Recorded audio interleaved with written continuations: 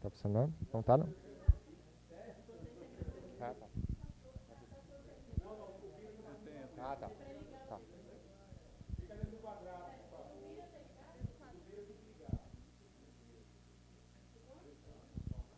Hã? Ah, tá. Só um aviso rápido. A gente tem repelente aqui. O Eric, para variar, né, resolveu.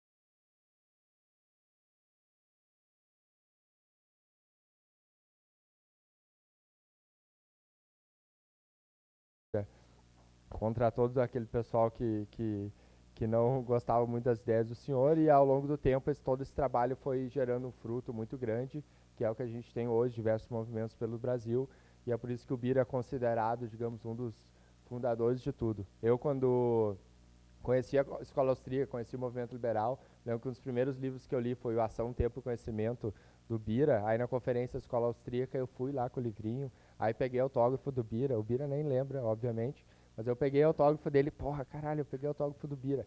Aí eu fiquei mega fã do Bira e eu não imaginei que depois de 2, 3 anos eu ia estar trabalhando com ele. E é uma honra gigantesca chamar ele aqui para essa primeira palestra. E torcedor ferrenho do Fluminense também. Então não falem mal do Fluminense.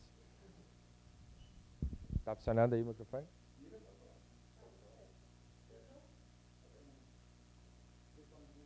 Problemas técnicos.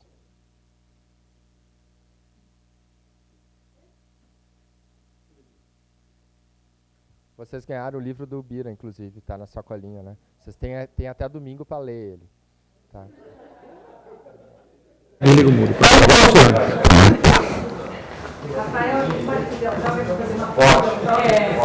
Tem outros livros aqui atrás que a gente vai estar vendendo também. Só vocês. O tema dos livros ali atrás é self-service. Isso é assim? Especialmente para você. Isso é assim mesmo?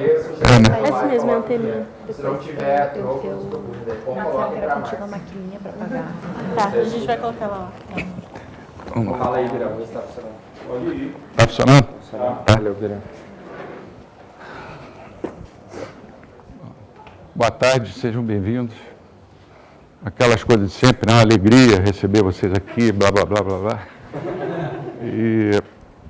Vira só fica no quadrado aqui, senão vai ficar na frente. Ah, quadrado. Meu nome é Gilmar Mendes. E a primeira providência é liberar vocês todos para lá para fora. Bem, nós temos um tema um tanto espinhoso, né? Por que Mises e Hayek? Porque há uns 4 anos atrás, mais ou menos, no site do Mises, aqui o Hans Hermann Hoppe, ele publicou um artigo de 4 páginas, intitulado Por que Mises e não Hayek? Em 4 páginas, é impossível você defender qualquer posição, como seria impossível defender por que Hayek e não Mises, né? Mas eu e o professor Barbieri sempre achamos que não era bem assim. Não é uma coisa do tipo torcedor de futebol. Por que Grêmio e não Colorado? Ou por que Flamengo e não Vasco? A coisa é mais complicada do que isso. E essa minha palestra está encadeada com a segunda, que vai ser do professor Alberto Oliva, né? e sempre com bom humor. Então vamos dar início à nossa...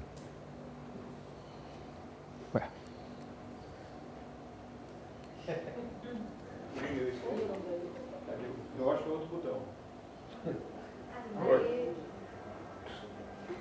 Cadê o som? Tá saindo aqui. Ah.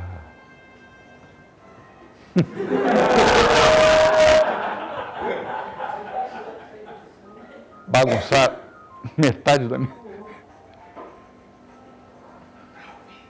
Hã? Não.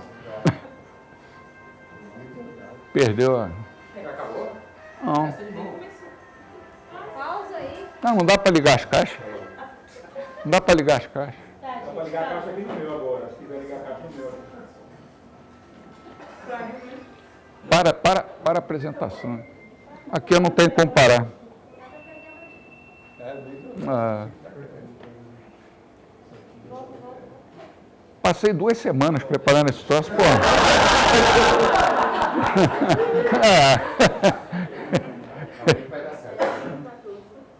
Oxe, minha mulher me chamou de maluco. Eu acho que é por causa do Fluminense. Se fosse o Corinthians, Eu tava. Desliga o Bluetooth desse computador aí.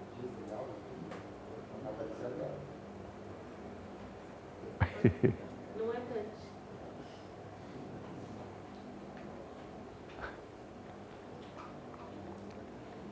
A procurar. A procurar.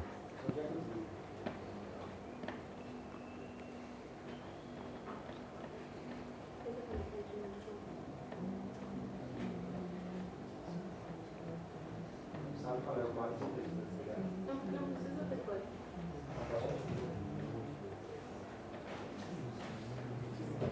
esse som do vídeo sempre causa problema. Deixa eu me dar esse cabo daí e aí liga nessa caixa aqui.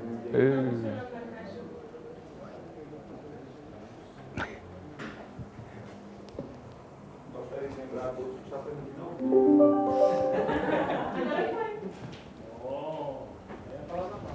Foi? Não, mas foi porque eu desconectei.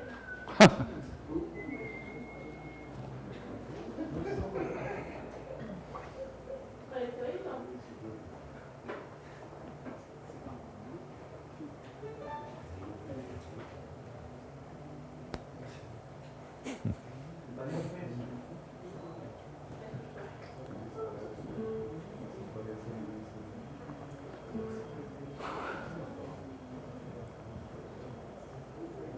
Traz essa caixa grande de calça.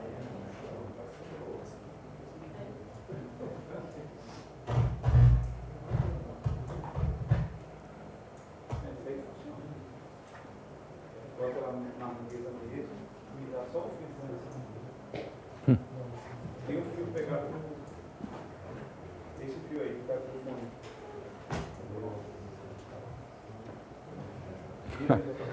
Agora não vai ter nem som nem imagem. Eita!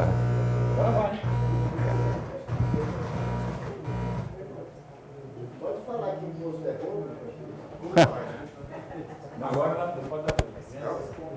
Agora vai. Agora vai? Então, capa aí que tem que dar uma apertadinha.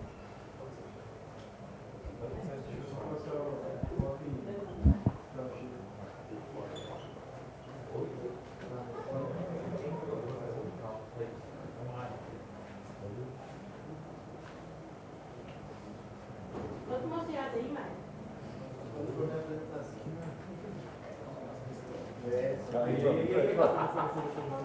Foi?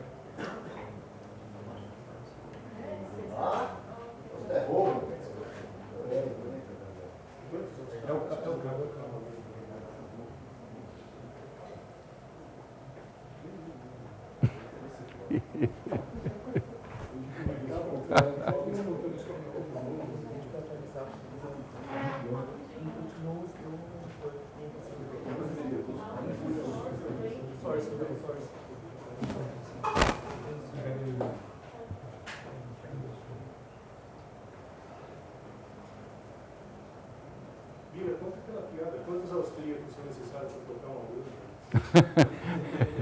Não precisa nenhum, porque as ordens espontâneas se encarregam disso.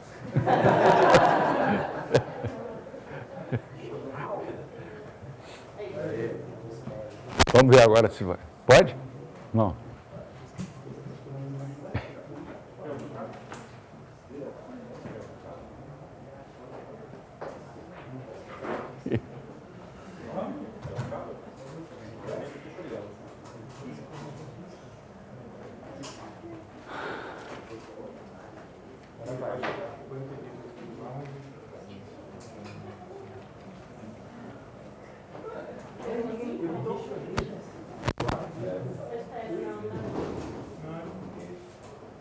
Bota lá em cima.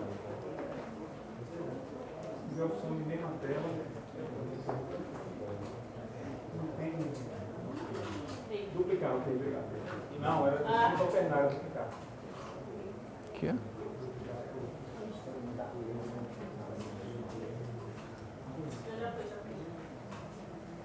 Ok. Agora, Bira, Pronto? se quiser começar de novo. Tá bom. Tudo que eu falei, agora em diante, sempre com bom humor, né? Vamos ver. É o outro, de baixo. De baixo. Não foi. Não saiu na caixa.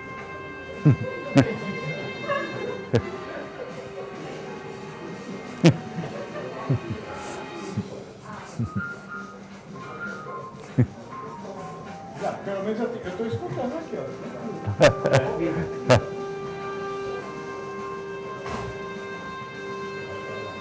Ele vai dar conferência para o secretário do livro trocar a porta de alto da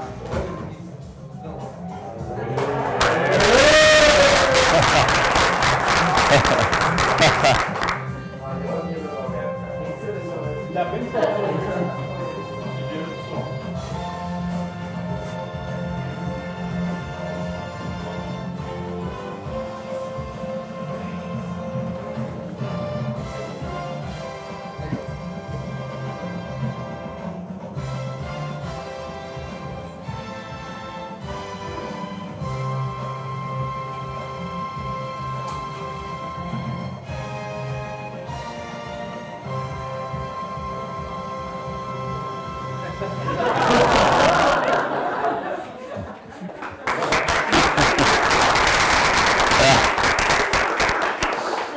Ancine, né? É isso, né, Vira? Acabou. Bem, acabou, mas tem mais som, não desliga aí. Não mexe não. Esse aí é o sumário que a gente vai falar aqui. Na introdução eu usei um oxímoro, né? Um grito silencioso, porque na verdade eu acho que esse debate é absolutamente inútil. Mises, Hayek, qual dos dois? Eu acho que só serve para atrapalhar o caminho da escola austríaca. E a gente não pode ser sectário, né? O Hayek foi uma pessoa, um indivíduo, o Mises foi outra, eu sou outra, todo mundo aqui. Depois, eu vou falar rapidamente, porque é tema da palestra do professor Oliva, né, sobre a questão do método, duas cabeças, duas sentenças, lógico, eu acabei de falar agora. A filosofia política é o Hayek gritando, social-democrata é a vovozinha. Que as pessoas costumam dizer que o Hayek era social-democrata, socialista fabiano, não tem nada a ver, não tem nada a ver. Na economia, e finalmente uma conclusão. Então vamos começar com a introdução.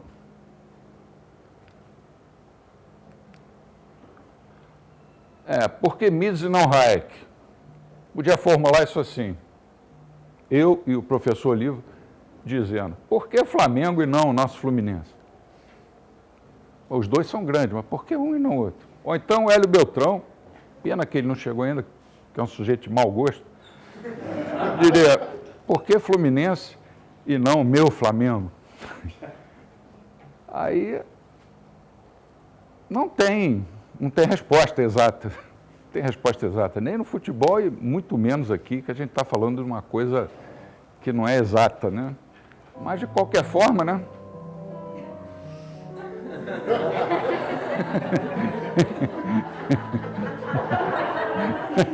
Pena que ele não veio, mas ele vai levar essa ainda. Bom, esse negócio de fulano é misesiano, o outro é hayekiano, o outro é rothbardiano, são meta-etiquetas, são rótulos, porque a gente tem que levar em consideração uma porção de coisas. Em que época cada um deles escreveu? Mises começou lá pouco antes dos anos 20, quando ele criticou o socialismo, o artigo dele é de 1920, se não me engano. O Hayek, até o final dos anos 30, ele publicou mais sobre coisas técnicas, sobre economia. A partir de então, ele passou a se interessar mais pela área de filosofia política, sem jamais abandonar a economia, mas com uma abordagem bastante, vamos dizer assim, ecumênica, né? Para que público eles se dirigiam?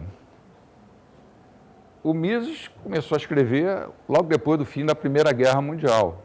E o Hayek, essa mudança dele da economia para uma coisa mais ampla, sucedeu depois da Segunda Guerra e, principalmente, durante o período da Guerra Fria. Os inimigos mudaram. Os inimigos da liberdade, que nos anos 20 eram uns, agora já não eram os mesmos. Ou então já novos inimigos haviam surgido, né?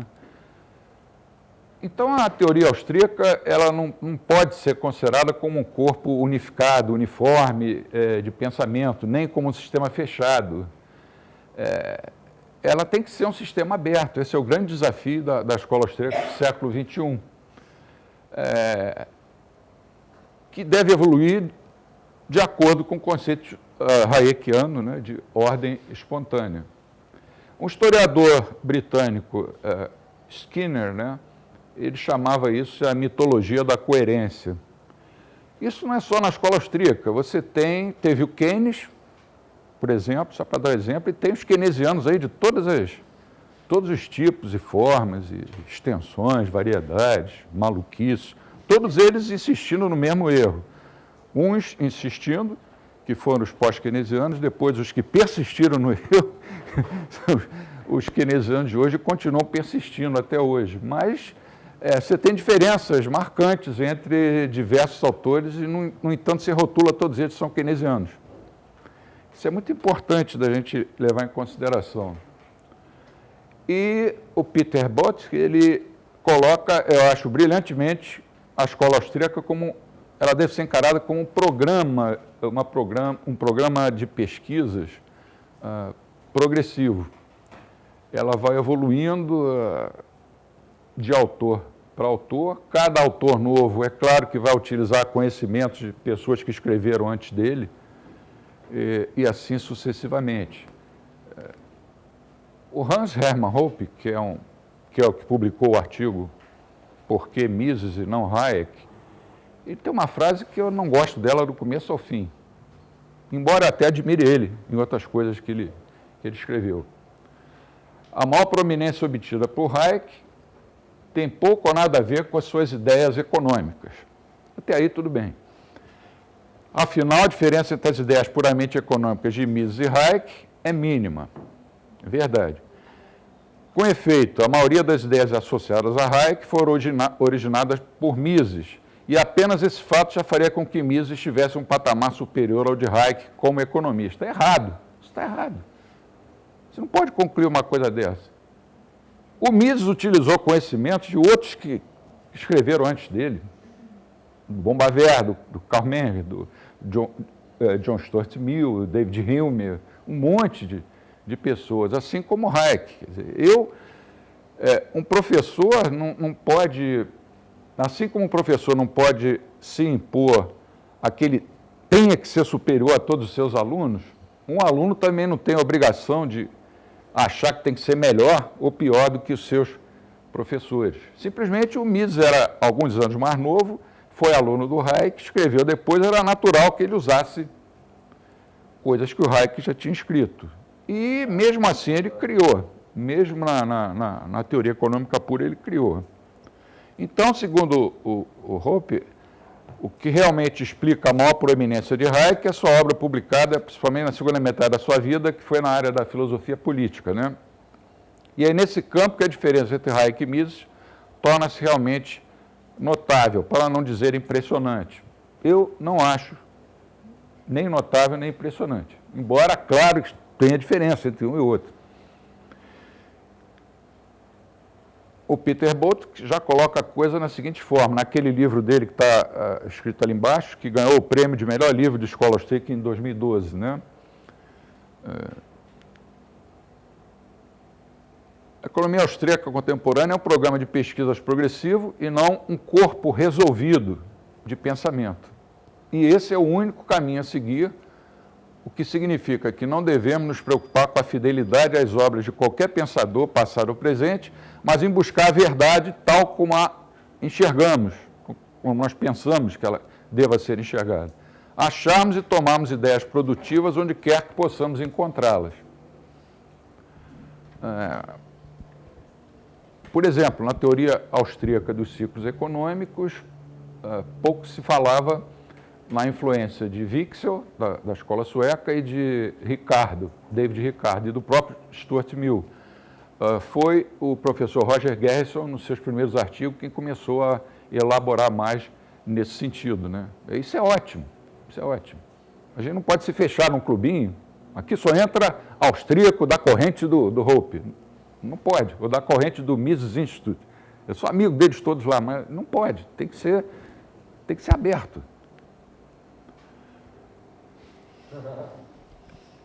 Parece que um está falando para o outro, né?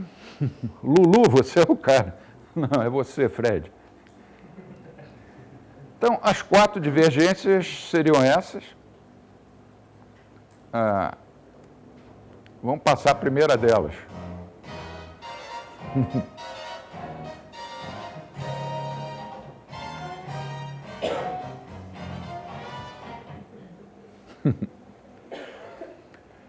Bom, o Mises, como o professor Liva vai seguramente,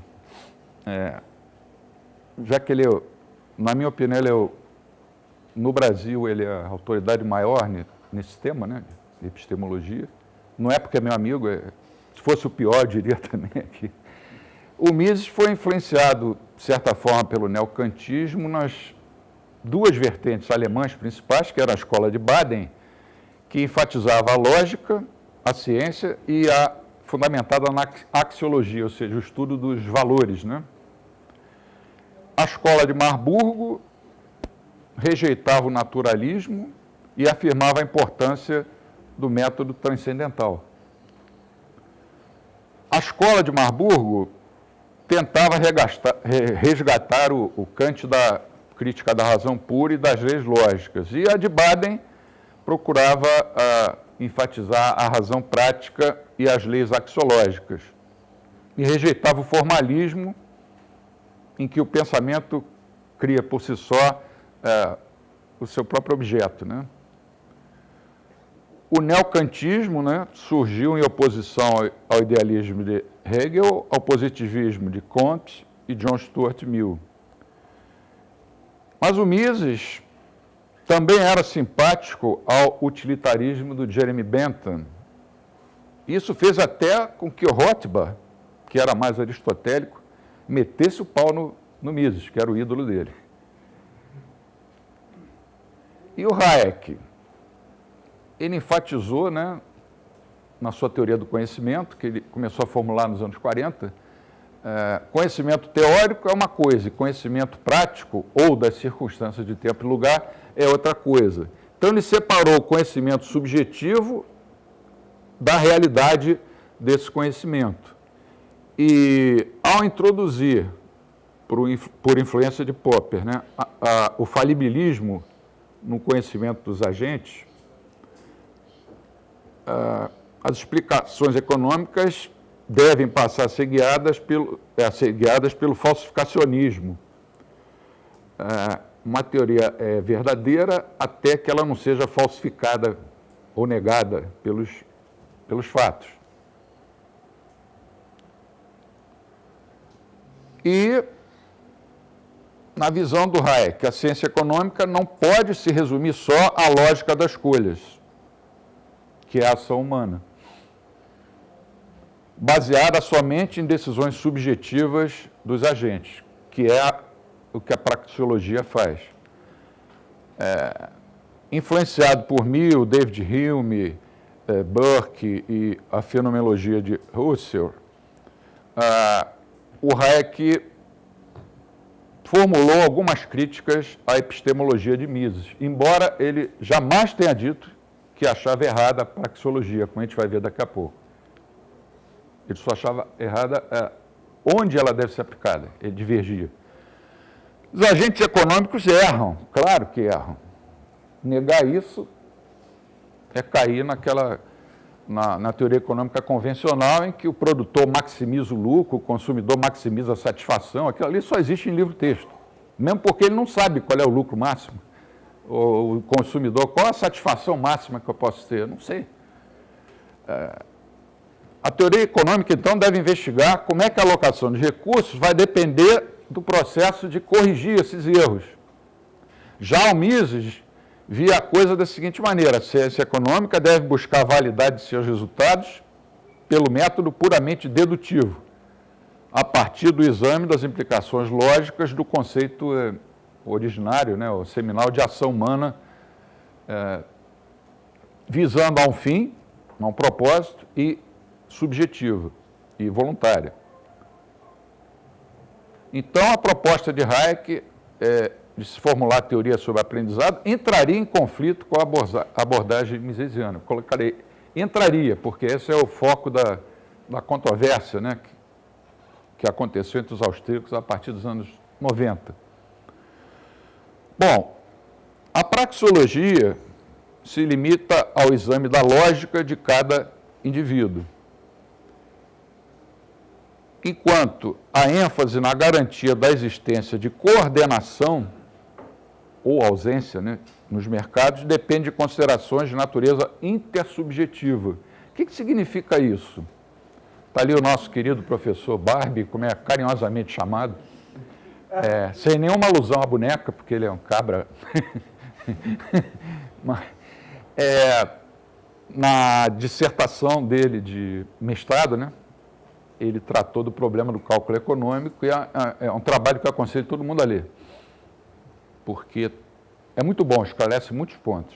Ele escreveu lá, na página 207 da versão que eu vi, que foi num PDF da USP, que está na internet. Escreveu o Barbieri: o confinamento da análise à pura lógica da escolha levou o referido grupo de economistas austríacos, no caso eram George Selgin e o nosso amigo Salerno, entre outros, a rejeitar a contribuição de Hayek ao debate, refugiando-se em uma postura por vezes denominada subjetivismo radical. Essa palavra radical a gente deve sempre ter cuidado para não embarcar em um radicalismo que não seja de fato justificável. Aí o professor, isso originou um debate, né? De um lado, o Leland Eger, que está com 90 anos, e o Israel Kirzner, que atualmente, na minha visão, é o maior dos austríacos vivos, está com 87, 88, nasceu em 1930, 87. Eles concordavam com as objeções de Hayek ao socialismo. Eles achavam que o Hayek tinha explicado por que o socialismo não funciona. E o Salerno, Rothbard, Hoppe e Herber, dizendo que a questão do cálculo proposta por Mises é diferente do problema do conhecimento do Hayek, e o Hayek teria se desviado do argumento misesiano. Pode ter se desviado, mas se ele explicou por que o socialismo não dá certo, com outros argumentos, ótimo. Vamos incorporar na nossa teoria. Essa má vontade, esse repúdio à tese do Hayek, no fundo, vem das características do Hayek, o realismo, o falibilismo de Karl Popper, e também algumas coisas que ele escreveu sobre a complexidade dos fenômenos sociais. Mas como o mesmo Fábio Barbieri escreveu na tese dele, é curioso notar que a descrição do funcionamento dos mercados não diverge significativamente daquela apresentada por Hayek. Apenas as consequências metodológicas da contribuição de Hayek são impalatáveis para esses defensores da metodologia de Mises.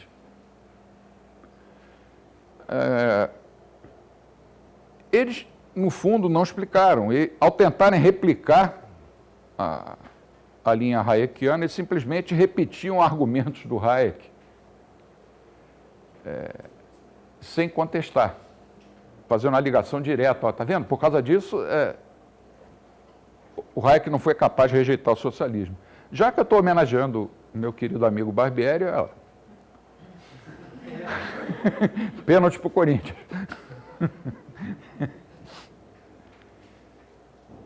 E agora, Mises ou Hayek?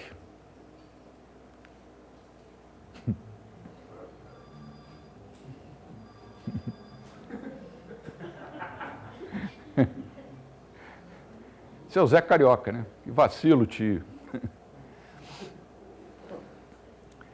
Bom, essa escolha, na verdade, a meu ver, e de outros colegas, não existe.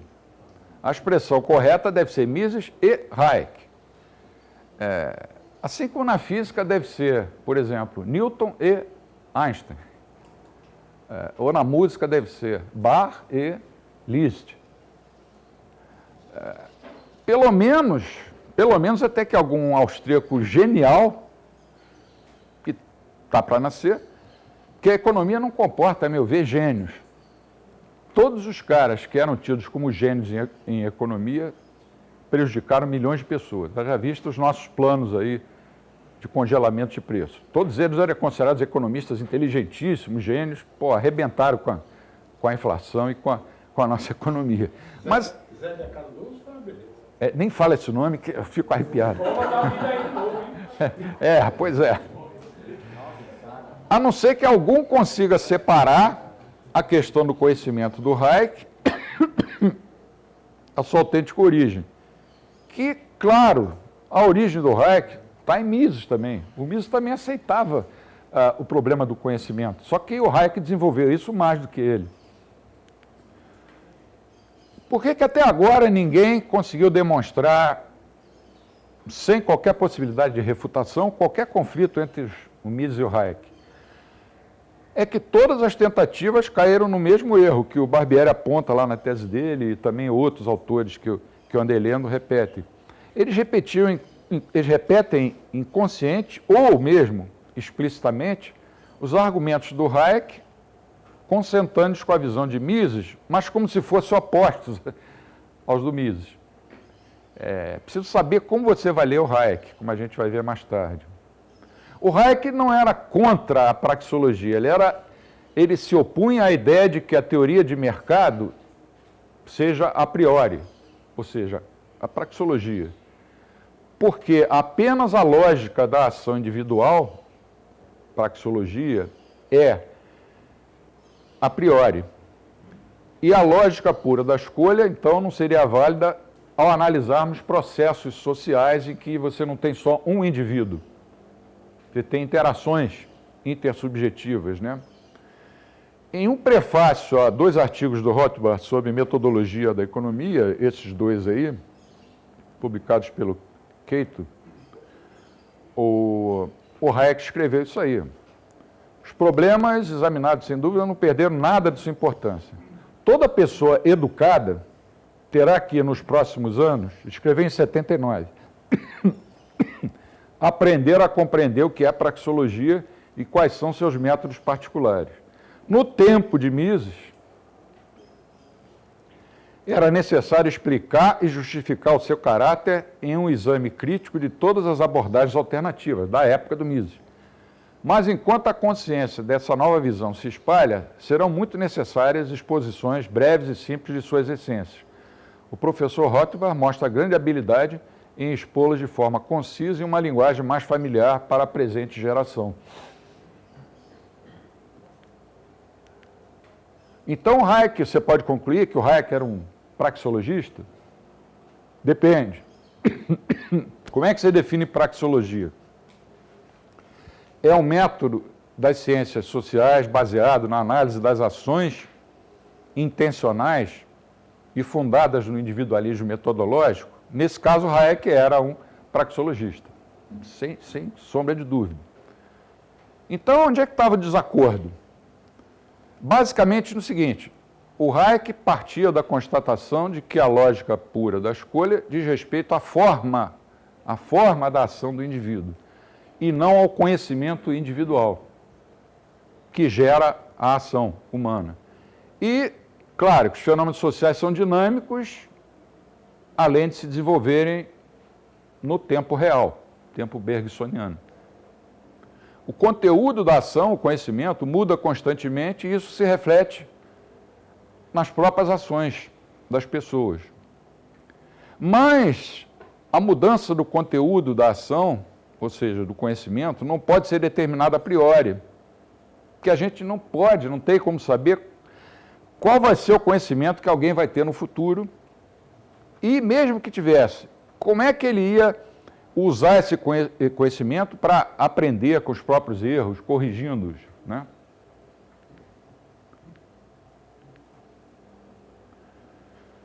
Então, devemos fazer hipóteses sobre como a mudança do conhecimento se processa, né? Foi o que o Hayek tentou fazer. Em suma, o Hayek reafirmou o básico. O contexto é importante. Se imaginarmos as explicações econômicas como uma tesoura, o Hayek afirmou que uma das lâminas era a praxeologia e a outra as circunstâncias dessa escolha.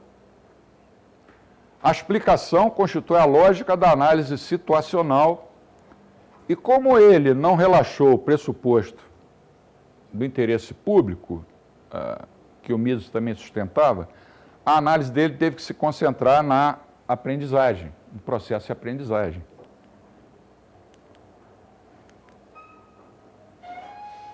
Agora já falando de filosofia política.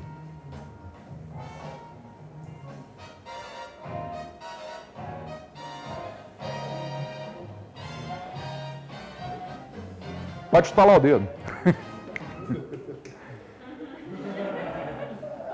A vovozinha tá pau da vida ali.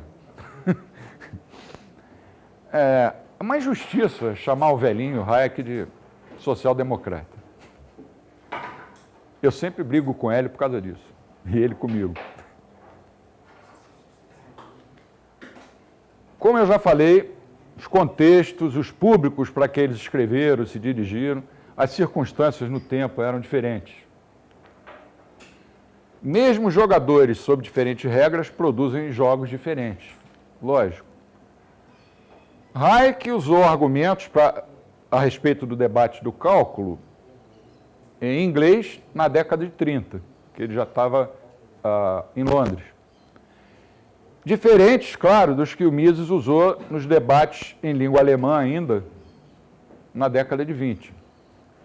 Mises não questionou os fins dos socialistas, ele só fez o seguinte, ele perguntou: a abolição da propriedade privada é coerente ou não com o cálculo econômico, ou com a racionalização da produção? E ele demonstrou que não era, o famoso debate.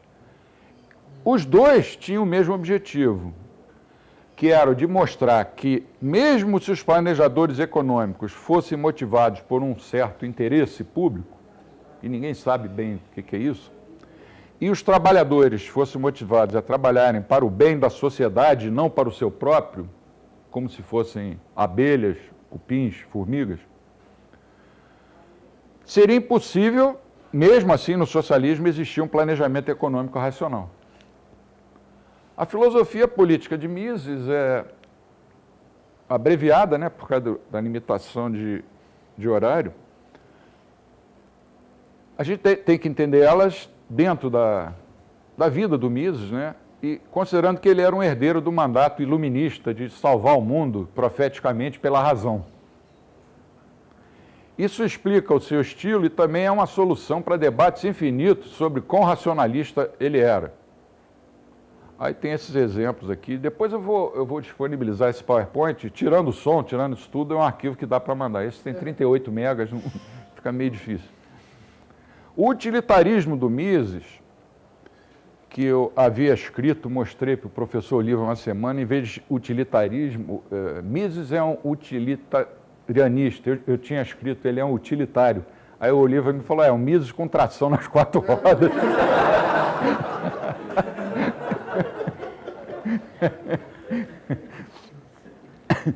Então, o utilitarismo dele era de princípios, era um imperativo, com um imperativo categórico por trás, reconhecido implicitamente pela carga axiológica, né, de valoração, que ele dava à civilização ocidental. A base conceitual do seu falibilismo é a noção de cooperação social.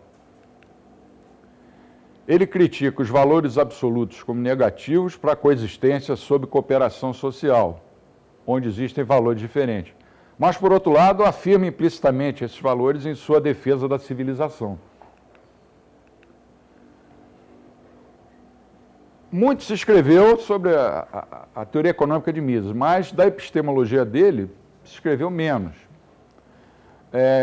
Muitas vezes como se fosse um dogma, outras vezes como se fosse um negócio escandaloso, de tão errado que era, na epistemologia. Na filosofia política, ao contrário de Hayek, o Mises publicou bem menos. Ele se declara um utilitário, né, com tração nas 4 rodas, utilitarista. Em Ação Humana, Teoria e História, Liberalismo, e naquele último livro ali, que não foi traduzido, né, para o português, ele fala claramente que a propriedade, as liberdades individuais e o sistema democrático são meios para alcançar a cooperação social, mas não são circunstanciais ou relativos com lugar ao tempo concretos. É um utilitarismo de princípios, então, não circunstancial. Se a gente quiser aumentar a expansão dessa cooperação social, então esses meios, esses e somente esses, devem ser utilizados porque os outros ou levam à autarquia ou à violência ou à guerra. Mises tem 2 características, um estilo, na verdade tem 3. A primeira é que ele era um cara rabugento. Primeiro, estilo quase profético racionalista, onde ele levantava de uma maneira apaixonada a teoria em abstrato, porque é nela que ele confiava. E a segunda característica mais importante é o quadro epistemológico por trás disso. Para ele, uma ciência universal da ação, praxeologia, dá sentido aos fenômenos históricos completos e é natural que tenha reservado implicitamente o mesmo papel para a filosofia, no caso, filosofia política, né? Cabe à razão humana descobrir as normas, sempre vistas como os meios adequados para atingir o fim da cooperação social, a finalidade da cooperação social. Mas o que é cooperação social para o Mises? É o meio humano para minimizar o problema da escassez. O intercâmbio de bens e serviços no âmbito da divisão do trabalho. Como toda definição em ciências sociais, ela tem limites, porque o Mises não pensa na realidade em termos ideais, na livre troca de bens e serviços sob a divisão do trabalho e na presença da propriedade privada dos meios de produção. Quer dizer, na realidade ele pensa em termos ideais.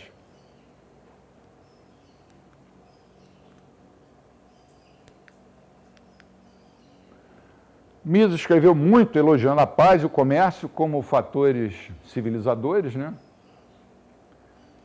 O pensamento dele, a gente pode dizer que é Hobbes invertido e Marx invertido. Ele nunca ignorou as tendências destrutivas da natureza humana. Eu não gosto dessa expressão, natureza humana, né? O Ortega y Gasset falava, o homem não tem uma natureza, ele tem uma condição humana. Quem tem natureza é um tigre, um cavalo, um mosquito, desses que a gente está correndo deles. Mas ele nunca associa essas condições, essas tendências destrutivas a qualquer tipo de progresso.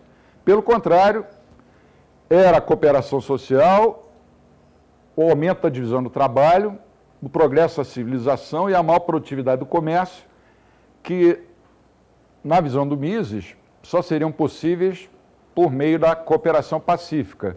A paz, que ele tanto defendeu. A paz, para ele, deve ser parte do ser da sociedade, não do que deveria ser.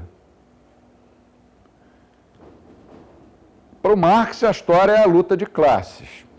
Para Mises, primeiro, não existem classes sociais no sentido marxista do termo. Para o Mises e para todos nós, né? Mas a história como progresso, é o relato da expansão dos laços de cooperação social. E, nesse sentido, a história é a história da paz e do comércio.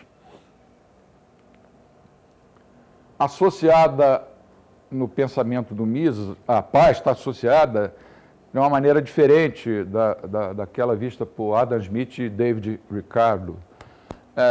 A paz está associada, para o Mises, à divisão do trabalho, que não é só um capítulo da ciência econômica, como na Riqueza das Nações e na Economia Política do Ricardo.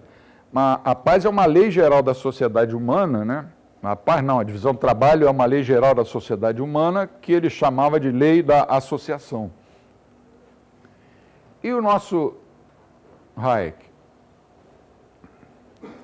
O Hayek se aprofundou, né, depois da fase dele como um economista puro, né? Ele se aprofundou no estudo das instituições que permitiriam o tipo de aprendizagem necessária para a cooperação social sob a divisão do trabalho. Quer dizer, até aí, não tem nada contrário ao Mises. E a complexa coordenação das economias que as economias modernas exigem. Na economia e na política, os mecanismos de aprendizagem são totalmente diferentes. Acontece o aprendizado, mas o que é aprendido, como é aprendido e quem está aprendendo é diferente na política e na economia, no mercado. A ação humana no campo da economia tem por objetivo passar de um estado menos satisfatório para um estado mais satisfatório em decisões econômicas. Na política, né, esse estado satisfatório, mais satisfatório, significa mais poder. Então, o poder é a expressão política da ação humana. O Hayek observou isso. Então, para que uma intervenção do Estado, né, política, seja racional, ela, antes de qualquer coisa, ela deveria ou deve alcançar o que o mercado alcançaria se operasse idealmente. Aí ele dá uma lista enorme de fracassos dos governos e de efeitos indesejáveis que aconteceram na política pública e procura mostrar que o interesse público não existe, ou pelo menos não pode ser realizado. Tal como justiça social. O que é isso, né? Ele uma vez escreveu que ele ficaria muito feliz se as pessoas parassem de usar essa expressão justiça social. O que é justiça social? É o quê? Cada um define de uma maneira. É um salário mínimo de R$1.000? Por que não 6.000? Ou 4.332,40? Não dá para definir, é um negócio etéreo. Mas todo mundo fala em justiça social e interesse público. Porque os atores econômicos não possuem conhecimento para perseguir esse tal interesse público, mesmo que eles sejam bem intencionados. E o liberalismo, para um e para outro, Mises e Hayek, desencadeia os poderes criativos e o desafio é mostrar que uma ordem liberal, ela fornece um quadro estável e previsível para que a atividade econômica possa acontecer, ao mesmo tempo em que não tem nada melhor do que essa ordem liberal para permitir a adaptação, ajustes, aprendizados em circunstâncias que estão mudando permanentemente.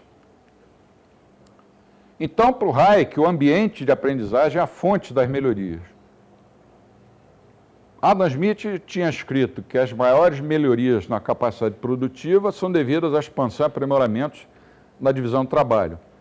Hayek simplesmente diz, olha, a divisão do trabalho implica também uma divisão do conhecimento.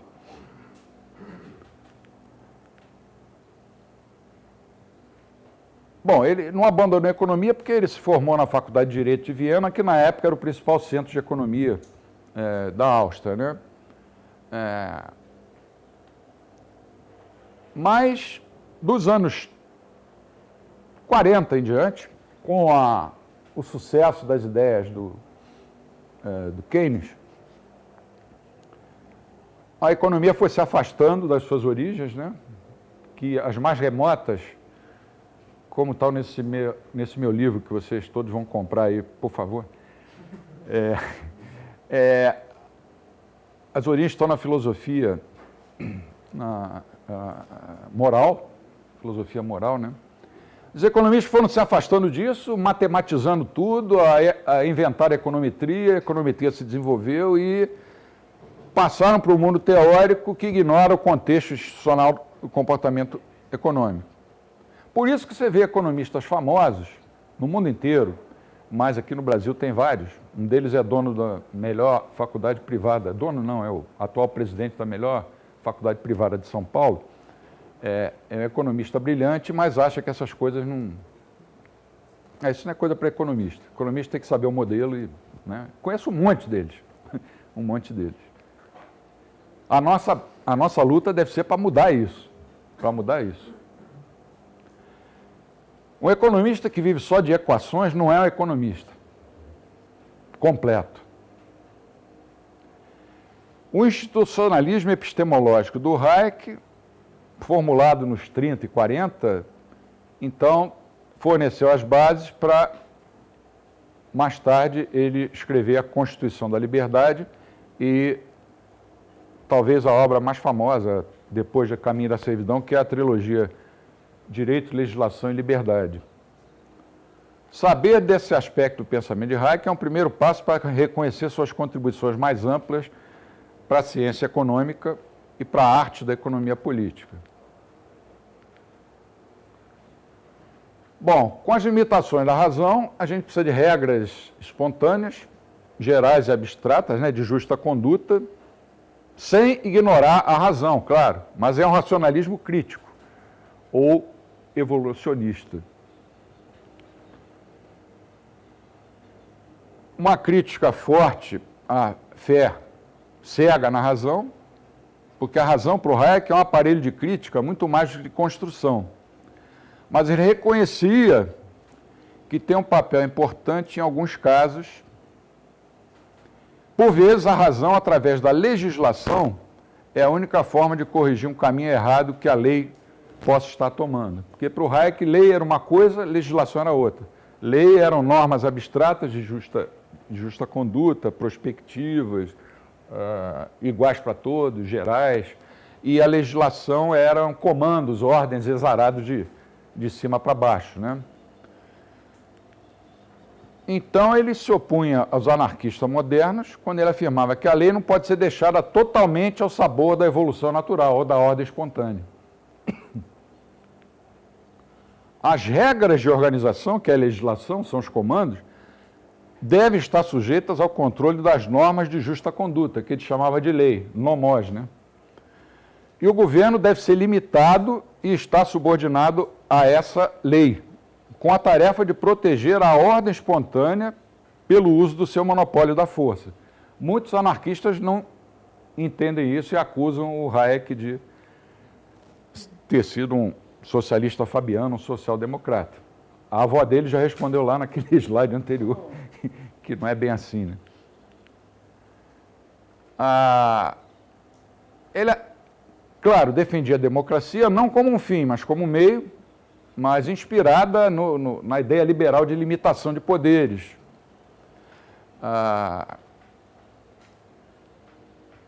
Valores gerais e abstratos, a common law, né, o primado da lei, um governo de leis e não de homens. Aceitar a ignorância e as ordens espontâneas implica defender a cataláxia, que é a economia de mercado, né? Cosmos, que ele chamava de cosmos, baseada no sistema de preços, como a melhor forma de estabelecer uma comunicação entre os agentes econômicos e de sinalizar, né, quais ações seriam, vamos dizer, boas e quais ações não seriam boas em cada momento do tempo. o fato do mercado conseguir que milhões de pessoas que não se conhecem, com interesses diferentes, possam ter ações coordenadas, buscando seus objetivos, podem contribuir para que os outros também consigam atingir os seus, tudo de forma não deliberada, revela, para mim com clareza, que a ordem espontânea é melhor do que a ordem organizada. Mas aí vem uma coisa. Bom, ele defendia, como decorrência disso, a descentralização do poder, né, político, unidades de governo locais subordinadas a uma lei geral e igual para todo mundo, que é o nomós. O Estado devia ser pequeno, limitado a campos que acreditava justificáveis. Aí a gente pode não concordar com ele. Renda mínima, ruas, estradas, parques, monumentos, tudo isso que eu cito aí.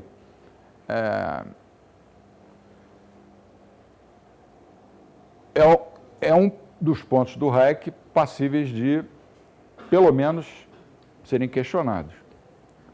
Mas ele sabia perfeitamente que quando a intervenção do Estado começa, é muito difícil ela parar.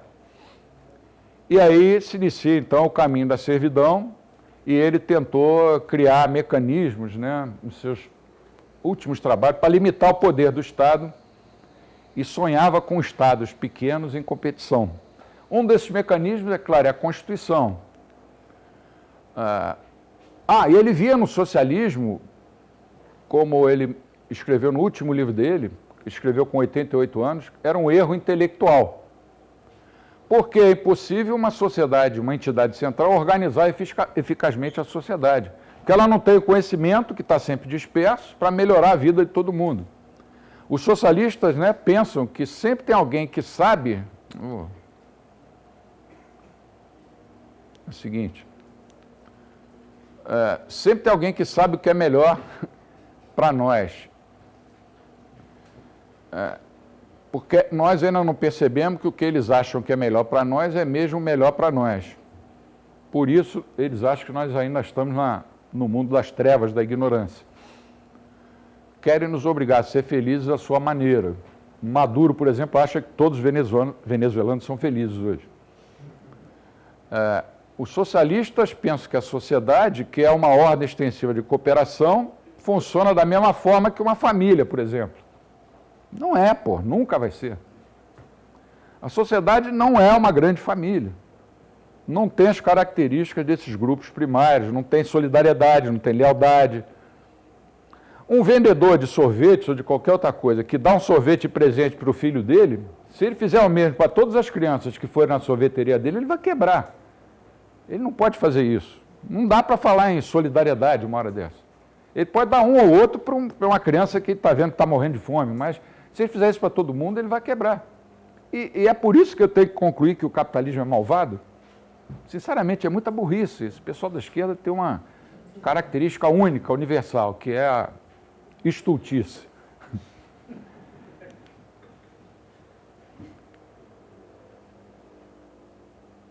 O Hayek aceitava um mínimo de coerção, mas para proteger as liberdades individuais, garantir a manutenção das normas de justa conduta espontâneas e assegurar um quadro jurídico que fosse bom como pano de fundo para o livre mercado, cataláxia. Garantir contratos e defender o país contra inimigos. E defendia também, isso pode ser criticado, um mínimo de safety net, de segurança social. Mas lembra que o Hayek, antes de acusar ele de social-democrata, quando ele escreveu essas coisas, Guerra Fria, era melhor um negócio desse do que o outro lado. Liberdade para todos levaria ao fim da liberdade para o Hayek. E, portanto, o Estado deve garantir o respeito à liberdade individual. Ele via como Friedman o Estado como um juiz ou como um jardineiro, né? Um dos mecanismos é a Constituição, outra a separação dos poderes. Naquele livro em que ele defende a demarquia, quer dizer, você teria duas assembleias, uma para fazer legislação, para legislar, e a outra para produzir leis. E um tribunal constitucional que deve regular as duas. É uma coisa difícil de dizer se daria certo ou não, porque nunca foi tentado. Então, o essencial é divisão de poderes e uma cultura liberal. É aí que a gente entra, né? O Mises e outras organizações. Por isso ele preferia disseminar as ideias a ter políticos liberais. Inclusive ele aconselhou o Anthony Fisher a criar o instituto de onde saiu, por exemplo, a Margaret Thatcher. Esse é importante, por isso que eu colori. Ordens espontâneas podem assumir várias formas e, portanto, podem ter valores liberais ou não. Nem toda ordem espontânea é liberal. O fato de uma ordem ser espontânea não significa que não deva ser criticada e algum construtivismo pode ser necessário, como proibir, por exemplo, a segregação racial. Uma crítica a Hayek é que o primado da lei é imposto por pessoas. E ele queria que a gente fosse governado pela lei, não por decisões arbitrárias de políticos. Isso é uma crítica. Outra objeção é o conceito um tanto estranho dele de coerção, que às vezes era até contraditório, como o Rothbard várias vezes criticou, né? Alguns anarcocapitalistas acham que o Hayek é incoerente quando aceita algumas áreas em que o governo deve intervir. Também já falei nisso sobre aqui. Agora o último item.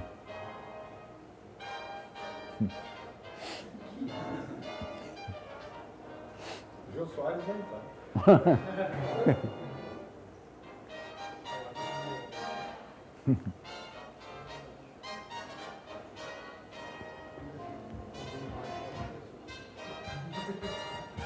Eu vou entrar uns 5 minutos no meu tempo. Pronto. Bom, lá nos anos 90, o nosso querido amigo Salerno, o Rothbard e Jeffrey Herberner, que daqui para frente chamar de SRH, eles publicaram vários artigos na RAR, né, sobre as explicações de Mises e Hayek a respeito do problema do cálculo. Resumindo, o argumento deles é que o argumento de cálculo do Mises tinha diagnosticado o problema do socialismo antes da entrada de Hayek no debate. Até aí, claro. E que a análise de Hayek do problema não constituía um obstáculo para o funcionamento do socialismo. Aí é que a coisa pega. Porque ela, na realidade, a meu ver, se constituía. Leland Higger, que não é assim tão radical, perguntou se os argumentos deles três eram ou não eram uma tentativa de tratar os argumentos de Hayek e Mises como mutuamente excludentes ou exclusivos. E aí surgiu um debate enfatizando as divergências entre Mises e Hayek, deixando de lado um enorme e riquíssimo terreno comum que já poderia ter sido mais explorado. Acho que, felizmente, pessoas como Peter Bottke e Richard Evelyn hoje estão fazendo renascer. O Israel Kirzner, sábia e equilibradamente, chegou a puxar a orelha dos caras, alguns que tinham sido alunos dele, em 1996. Se desejamos preservar e construir sob o legado de Mises, não devemos gerar confusão, tanto entre os austríacos quanto entre seus oponentes, exagerando as diferenças entre Mises e Hayek, até o ponto em que as percepções compartilhadas centralmente por ambos ficam perigosamente obscurecidas. O meu propósito aqui hoje é simplesmente tentar lançar alguma luz nessa escuridão. Aliás, é o título, vou antecipar do meu próximo livro, que deve ser publicado esse ano, Mises, um archote varando a escuridão. E que archote, né? Então, em linhas gerais, ambos disseram que na ausência de mercados livres e propriedade privada, o cálculo econômico era impossível. Mas as explicações eram diferentes. O Mises dizia, 2 argumentos. Na sociedade socialista, não há incentivo para as pessoas atuarem economicamente. A falta de propriedade privada não dá esses motivos para agirem de forma responsável e assumir iniciativas. E a segunda segundo argumento de Mises, dificuldades para determinar valores monetários do bens de produção no socialismo pela ausência da propriedade. É o famoso argumento mais conhecido do debate, né? E o Hayek também 2 argumentos, menos claros, porque surgiram como extensão dos argumentos de Mises. Ele mostrou que, mesmo que fosse possível coletar todos os dados relevantes, o problema do socialismo ainda não seria resolvido devido a essa explicação: natureza e quantidade de informações concretas que seriam necessárias para tentar uma solução numérica e a magnitude da tarefa que essa solução ia exigir em qualquer comunidade moderna. Quer dizer, ele está falando aí do problema da informação, né? O conhecimento, é o segundo argumento, fornece dados para o cálculo econômico começar, mas esses dados não podem ser capturados por uma autoridade central de planejamento. Porque não estão prontamente disponíveis e se apresentam dispersos ao longo do tempo e dos lugares, trata-se de conhecimento privado e que depende de contextos particulares. Aí o Hayek escreve também sobre isso, eu vou passar por causa da restrição do tempo. Para Hayek, então, ali embaixo, o socialismo, o problema do socialismo está enraizado na ignorância ou falta de conhecimento da autoridade central de planejamento. Com base nesses argumentos, Salerno, Rothbard e Herber, né, procuram separar os dois, né? Nunca foram claros, mas parece que se escoram em 2 coisas. Que o argumento do cálculo do Mises diagnosticou suficientemente o problema do cálculo no socialismo, antes de Hayek até pensar no assunto. E a segunda, a ênfase do Hayek na falta de conhecimento das autoridades de planejamento central não se constituiria necessariamente em obstáculo para o funcionamento do Estado socialista. Aí vem uma discussão deles 3 sobre a análise de Mises sobre o problema do socialismo, né? Sempre defendendo a posição do Mises, em contraposição à do Hayek. Em relação ao Hayek, nunca foi explicado claramente por eles como é que esse tal processo de avalização justifica a distinção entre o argumento do conhecimento do Hayek e o argumento do cálculo do Mises. Então, tentam refutar a explicação de Hayek com o argumento de que quando uma economia opera perto do equilíbrio, é mais fácil que as informações possam ser coletadas e transmitidas a uma autoridade central.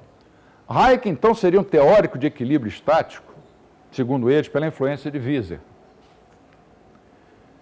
Se ele era um teórico do equilíbrio estático, quer dizer, imaginava a economia funcionando perto de um estado de repouso, e não uma coisa dinâmica, então a gente pode mesmo concluir que só a explicação do Mises para o problema do socialismo, pela atenção que ele dá ao empreendedor no processo de avaliação, ela é capaz de refutar suficientemente o cálculo socialista. Mas o Hayek era mesmo um teórico de equilíbrio estático? Não era. Ele era, na pior das hipóteses, um teórico do equilíbrio proximal, porque proximal quer dizer que está tendendo para o centro, né?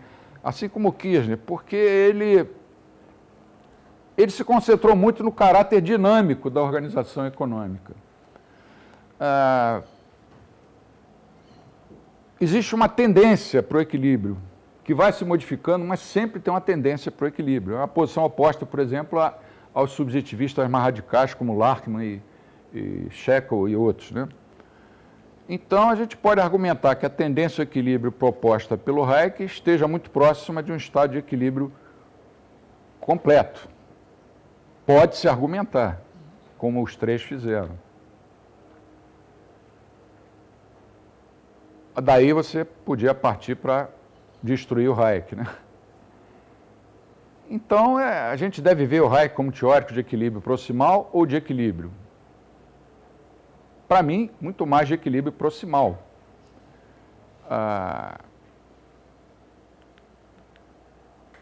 Se a gente lê o Hayek no contexto mais amplo, fica mais clara aquela visão dele como um teórico estático.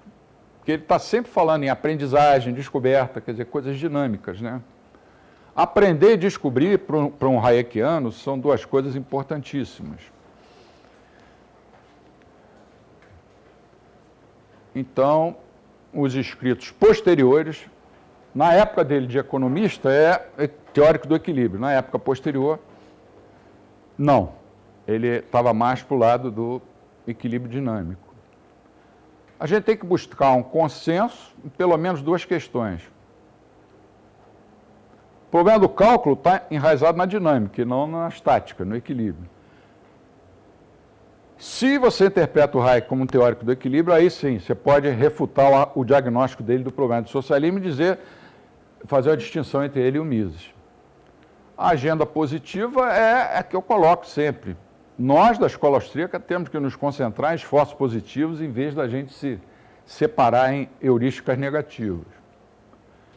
Aproveitar dos dois, foram dois sujeitos absolutamente geniais. Você não precisa concordar com tudo que o Mises escreveu, nem com o que o Hayek escreveu. Se concordasse, aliás, seria horrível isso. Senão, o Einstein não teria feito nada, porque ele ia discordar de tudo que o Newton e outros grandes físicos produziram antes dele, né? Por isso que a linha do Peter Botzke eu acho que é a mais recomendável. Não adianta a gente ficar naquela estreiteza, briguinha de comadre entre austríacos, porque isso dispersa a gente e a validade disso é duvidosa. Finalmente, esse é o último.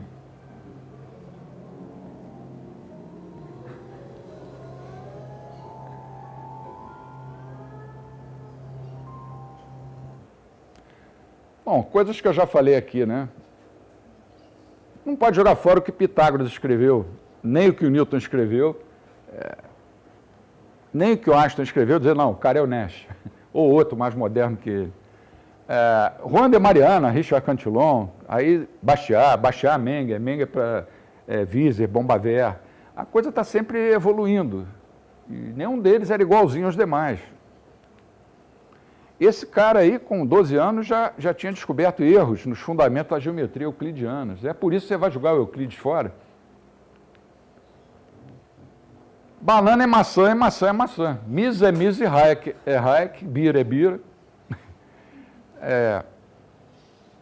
E assim sucessivamente.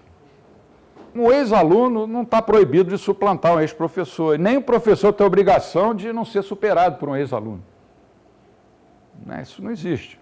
Abaixo a mitologia da coerência, nós somos todos austríacos, então encerramos.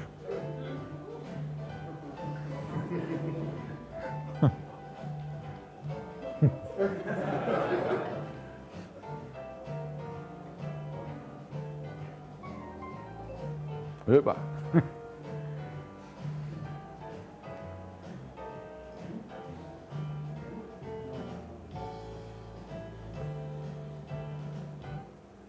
Pronto, era isso que eu tinha a dizer.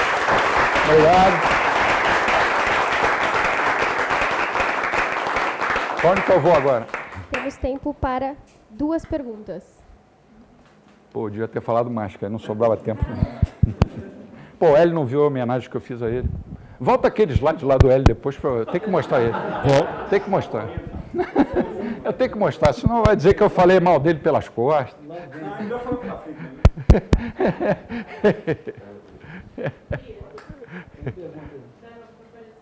Hã?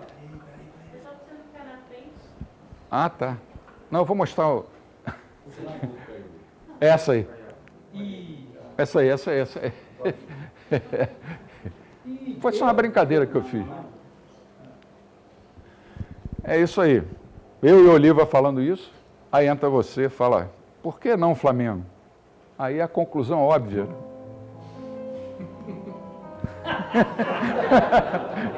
Pronto, pode...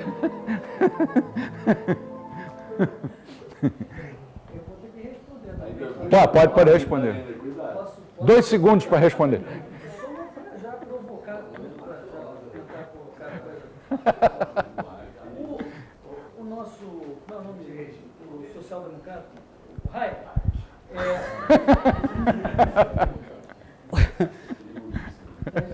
Alô? Ah, é para captar. Não, Bira, me parece que se você fala de ciência econômica, se fala sobre talvez até a teoria do direito, Mises e Hayek não são incompatíveis. Mas quando você fala, por exemplo, você colocou ali, na crença do Hayek, de que se ele tiver que optar pela ordem espontânea, que vai trazer certos resultados, ou um construtivismo da cabeça dele, do que ele acha que é a lei, que vai ser imposto por pessoas, como você colocou ali na crítica, ele fica com essa segunda opção. E uma pessoa que pensa como um misesiano, ou até um hayekiano, que respeite a ordem espontânea, afinal, a ordem espontânea foi um dos grandes desenvolvimentos dele, ele mesmo está indo contra a ordem espontânea quando defende um construtivismo de uma certa lei que ele não sabe justificar. Ele vai justificar dizendo que, olha, é o que mais ou menos todo mundo concorda, foi falado, veja bem, essa discriminação, então isso está errado. Mas quem determinou que isso está errado ou certo?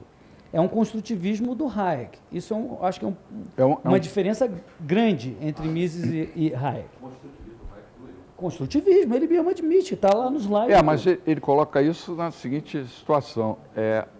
As ordens espontâneas podem funcionar para o bem e para o mal. Quando funcionar para o mal, aí depende... Ele corrige com a cabeça dele, ele é construtivista. Mas tudo essa bem. É uma crítica, eu aceito. Claro, ele é construtivista quando ele acha Mas ele não que é está construtivista, funcionando pro mal. ele quer evitar o mal. Não, eu sei, quando ele acha que está funcionando O que é mal, né? Na cabeça dele, na interpretação dele do que ele achar que é mal, ele quer corrigir. Não, concordo. Isso eu acho que é bem diferente do que o Mises falaria. Então, isso é uma coisa. A outra coisa é o seguinte, o Hayek, eu entendo 100% do que você falou ali, no momento que estava acontecendo, você tinha a ameaça do nazismo, do totalitarismo, do comunismo, os liberais clássicos estavam cercados por todos os lados, e ele resolveu, para não perder o jogo como um todo, ceder algumas coisas. Tem lá uma lista de 20 intervenções governamentais estatais no Law, Legislation and Liberty, no terceiro volume.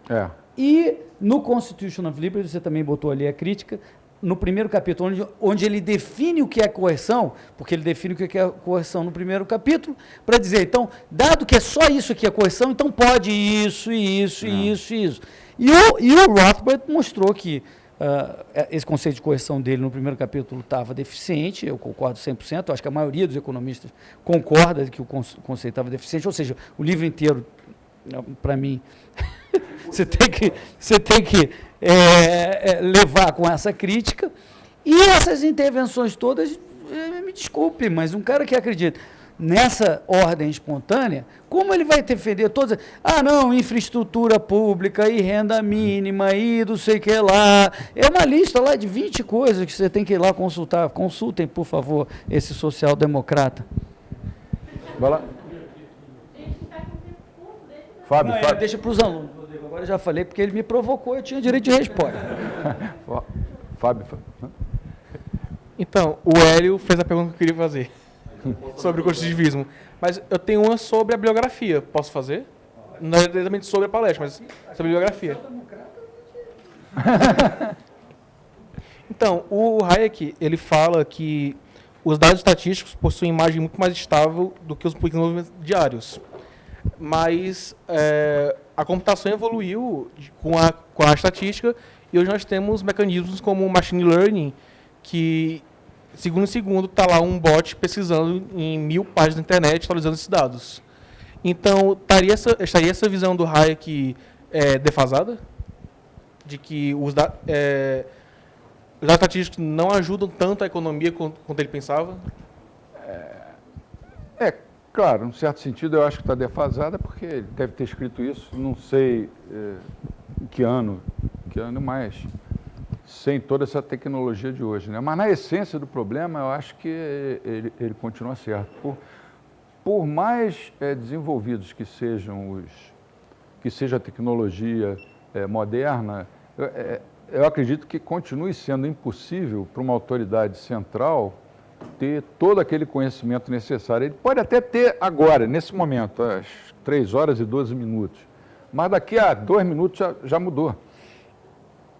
E eu acho que a questão que ele colocou continua válida. Talvez com uma intensidade menor, por causa do desenvolvimento da tecnologia. Mas será que a tecnologia vai continuar se desenvolvendo tanto a ponto de permitir que autoridades centrais, lá no Palácio do Planalto, saibam o que é melhor para cada brasileiro em cada momento do tempo, eu acho que isso é impossível. Eu acho que isso é impossível. A não ser que vocês votem, claro, no Lula, que é o meu candidato, por isso eu vim de vermelho. Mas, nem ele. Então era isso que eu tinha que dizer. Vamos tentar, é claro que a gente tem críticas ao Hayek, algumas até muito substantivas na parte de filosofia política, como tem críticas ao Mises também. Mas vamos pegar o que os dois fizeram de bom e aproveitar para a escola austríaca continuar crescendo. Ela já ficou parada há muito tempo, dos anos 30 até os anos 70. Vamos recuperar esse tempo, vamos trabalhar aí. Se alguém tem que fazer isso aí, são vocês. Professor, uma rápida. O senhor mencionou que Israel Kissinger puxou a orelha dos alunos que queriam levantar as diferenças entre Hayek e Mises. E eu não tive, na hora, outra forma de lembrar quando São Paulo fez a mesma coisa com as igrejas que estavam se dividindo. Ele disse que não existe a igreja de São Paulo, nem de Pedro, nem de Timóteo. Isso é verdade, é verdade. Então, assim, por um bem maior, pelo bem maior da escola da austríaca. Mensagem de Cristo da escola austríaca, seria melhor deixar as diferenças de lado. Dá para fazer essa comparação, né? E o Kirchner foi aluno do